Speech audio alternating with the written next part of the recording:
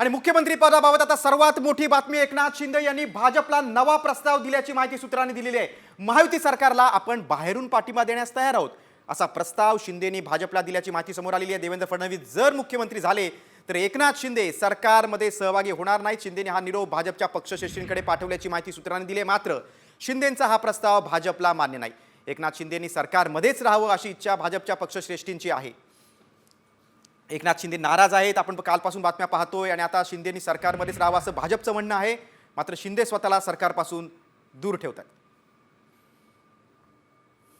उपमुख्यमंत्री पदासाठी शिंदे मागासवर्गीय किंवा मराठा चेहरा देणार। फडणवीस मुख्यमंत्री झाल्यास शिंदेंचा बाहेरून पाठिंबा। त्यानंतर एकनाथ शिंदेनी भाजपला नवा प्रस्ताव दिल्याची माहिती आहे।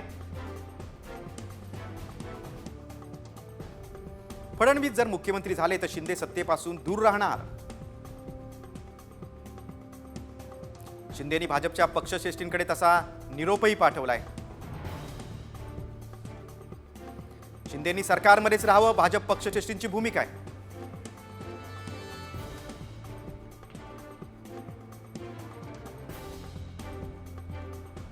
याच मोठ्या बातमी संदर्भात आता आपण अधिक माहिती घेऊया। आमचे प्रतिनिधी सागर आवडा आपल्या सोबत आहेत। सागर, शिंदेंचा प्रस्ताव भाजपला अमान्य आहे, काय घडामोडी घडतात राजकीय वर्तुळात?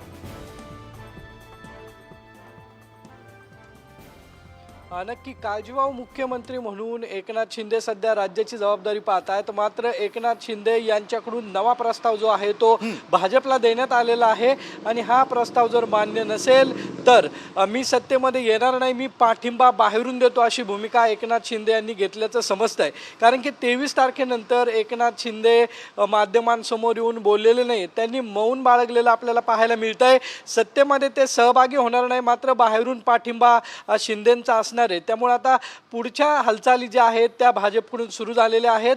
काही अपक्ष आणि इतर जे लोक आहेत त्यांना एकत्र घेऊन सरकार स्थापनेचा प्रस्ताव जो आहे तो भाजपकडून दिला जाणार आहे। मात्र यामध्ये एकनाथ शिंदेंना मुख्यमंत्री पद नको म्हणून विरोध जो आहे तो भाजपमधून होताना पाहायला मिळतोय। वरिष्ठ स्तरावरती अजूनही कुठली चर्चा नाही आहे। मात्र एकनाथ शिंदेंना जर मुख्यमंत्री पद दिलं नाही तर ते सत्तेच्या बाहेर राहून पाठिंबा देतील।